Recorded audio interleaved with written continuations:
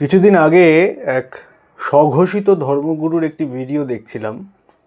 তাকে আমি চিনি না, হঠাৎ করেই ফিডে আসে এবং আমি দেখতে পাই। তিনি ভালো কথাই বলেছিলেন হয়তো তার কিছু ভিডিও আগে।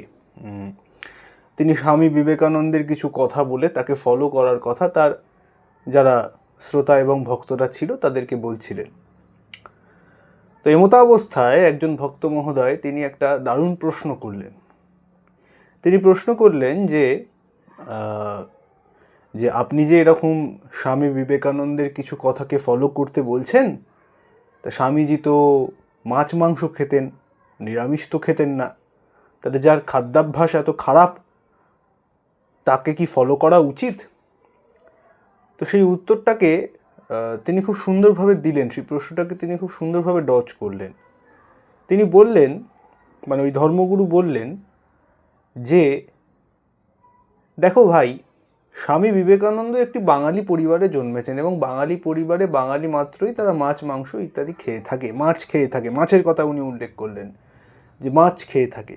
তাহলে এখন বাঙালি বাড়িতে জন্মে তার পক্ষে সম্ভব নয় যে মাছের এই যে বিভিন্ন রকমের পদ বা মাছ খাওয়া হয় সেই ব্যাপারটা থেকে নিবৃত্তির তার কোনো উপায় নেই।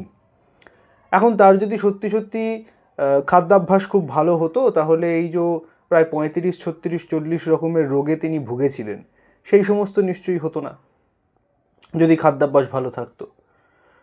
তো নিশ্চয়ই তার খাদ্যাভ্যাস ভালো ছিল না, কিন্তু তার খাদ্যাভ্যাসের দিকে আমরা তাকাবো না, আমরা তার এই কথাগুলোকে মেনে চলব। এখন এখানে একটা সমস্যা রয়েছে। সমস্যাটা অবশ্য সেই ধর্মগুরু এবং ধর্মগুরুর ভক্তদের এবং যারা নিরামিষ ভোজনকেই হিন্দুত্ববাদের একমাত্র মানে মূল স্তম্ভ বলে মনে করেন, তাদের ক্ষেত্রে সেটা একটু সমস্যার হয়ে যাবে। সেটা হচ্ছে, সমস্যাটা এই যে স্বামীজির শরীরে যে 38-39 রকমের রোগ ছিল, তার মধ্যে মাইগ্রেন ছিল, হার্ট ডিজিজ ছিল, হার্ট অ্যাটাকে তো উনি শরীরই ছাড়লেন, তার চোখের সমস্যা ছিল, তার ডায়াবেটিস ছিল, তার লাম্বাগো অর্থাৎ কোমরে ব্যথা ছিল, তার অ্যাজমা ছিল, তার সর্দি কাশির প্রচণ্ড সমস্যা ছিল, তিনি শেষ দিকে সর্দি কাশি নিয়ে খুব ভুগেছিলেন, তার কিডনির সমস্যা ছিল, তার লিভারের সমস্যা ছিল, তার আইবিএস ছিল, তাকে বারবার বাথরুমে যেতে হতো, জাহাজে কেবলমাত্র তাকে আলাদা কেবিন নিতে হতো এই কারণে যাতে বারবার বাথরুমে যেতে তাকে হতো এবং এই জন্য যাতে তিনি বিব্রত বোধ না করেন বা অন্যদেরও যাতে কোনো অসুবিধা না হয়, শুধুমাত্র সেই জন্য। আমাদের যাদের আইবিএস বা ইরিটেবল বাউল সিনড্রোম আছে আমরা সেটা খুব ভালো মতো জানি। অর্থাৎ 38-39 রকমের রোগ স্বামীজির শরীরে ছিল। এখন এই 38-39 রকমের রোগ স্বামীজির শরীরে কেবলমাত্র তার এই আমিষ ভোজনের জন্য হয়নি। হ্যাঁ, স্বামীজি পাঁঠার মুড়ি দিয়ে ঘুগনি খেতে খুব ভালোবাসতেন, তিনি পরোটা, আলুর দম ইত্যাদি ঝাল জাতীয় জিনিসপত্র খেতে খুব ভালোবাসতেন। এমনও গল্প শোনা যায়, এমনও ঘটনা আছে যে বিদেশে গিয়ে তিনি এক ভক্তের বাড়িতে শুকনো লঙ্কা দিয়ে ঝাঁঝ দিয়ে এমন রান্না করেছিলেন যে ভক্তদের চোখ থেকে জল বেরিয়ে গিয়েছিল। এবং ভারতীয় মশলাকে আমাদের বিদেশে নিয়ে যাওয়ার ক্ষেত্রেও স্বামীজির একটি খুব বড় অবদান রয়েছে, সে প্রসঙ্গ আমি বাদ দিলাম। কিন্তু এই যে তার খাদ্যাভ্যাসের গণ্ডগোলের কারণে তার 38টা রোগ হয়েছিল, এই যারা নিদান দিয়ে থাকেন যে সমস্ত স্বঘোষিত ধর্মগুরুরা এবং যারা নিরামিষ ভোজনটাকেই হিন্দুত্বের একমাত্র স্তম্ভ বলে মনে করেন, তাদের এটা জানার দরকার যে বিবেকানন্দ নিয়ে যথেষ্ট পড়াশুনো তাদের হয়নি। বিবেকানন্দের 40 রকমের রোগ হয়েছিল, তার চোখের সমস্যা ছিল বা ডায়াবেটিস ছিল বা লাম্বাগো ছিল বা কিডনির সমস্যা ছিল বা লিভার ডিজিজ ছিল বা হার্টের সমস্যা ছিল, এইগুলো কোনোটাই তার খাদ্যাভ্যাসের সঙ্গে সম্পর্কযুক্ত নয়।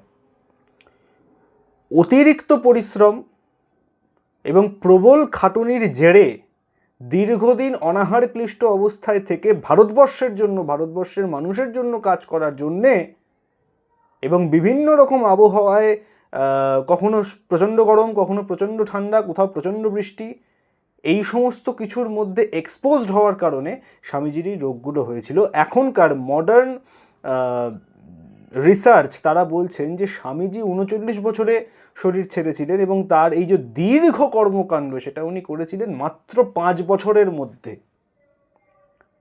অর্থাৎ একটি মানুষ যে দেশের মানুষের কষ্টে কষ্ট পাচ্ছে, দেশের মানুষের আনন্দে যার আনন্দ হচ্ছে, যে নিবেদিতাকে জপমন্ত্র দিচ্ছে ভারত ভারত ভারত, আমাকে ভালোবাসা মানে ভারতকে ভালোবাসা,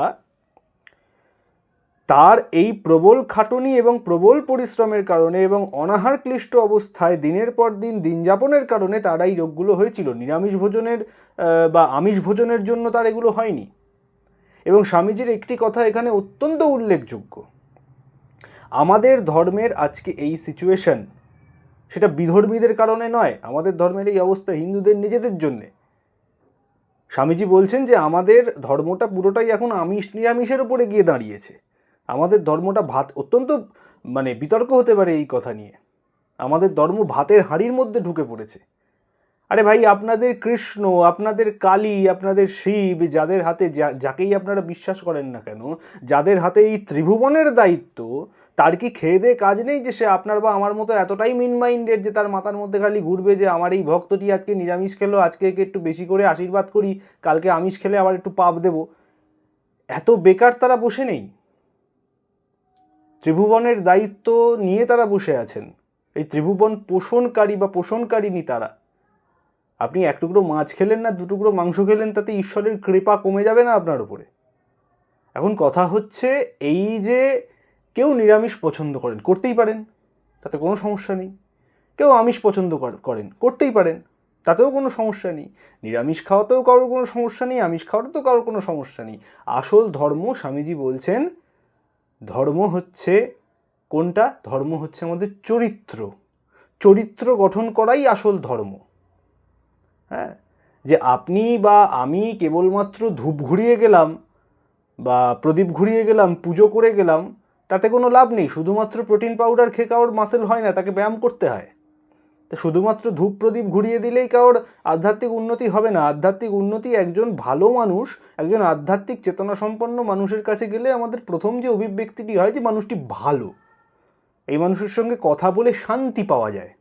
অর্থাৎ তার চরিত্র, তার ব্যক্তিত্ব, সেই চরিত্র এবং ব্যক্তিত্বের বিকাশই যদি কারোর মধ্যে না হয়, অথচ তিনি নিরামিষ খান, শাক পাতা চিবন, তাতে কারোর কিছু এসে যায় না।